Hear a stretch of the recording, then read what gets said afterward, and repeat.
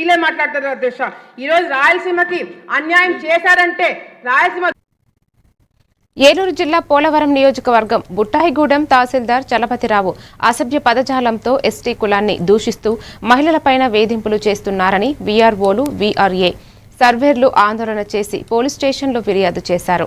తహసీల్దార్ ఇష్టం వచ్చినట్లు మాట్లాడి మహిళల పనులకు ఆటంకం కలిగిస్తూ విఘాతం కలిగిస్తున్నారని ఆరోపించారు.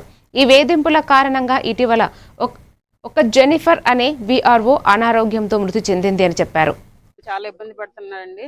ఏదైనా సర్టిఫికేట్ పట్టుకొని లోపలికి వెళ్తే గంటల తరబడి నించోబెడతాం.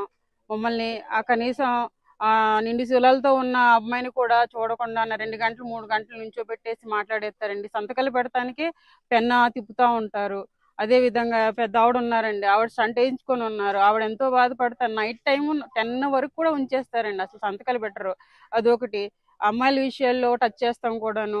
అమ్మాయిల్ని పెద్ద ఆవిడ కోబట్టి కొట్టుకుంటున్నారు. వీళ్ళు జీతాలు లేకపోతే మీరు బతకలేరా, 1 నెల జీతంతో చచ్చిపోతారా, లేకపోతే మీరు నేను జీతాలు లేకుండా బతుకుతున్నాను కదా, మీకేమైంది 1 నెల జీతం రాకపోతే మీరు ఎందుకు ఎంత ఇబ్బంది పడిపోతున్నారు, చచ్చిపోతారా ఏంటి 1 నెల జీతం రాకపోతే? ఇలాంటి మాటలతో హింసిస్తున్నారండి.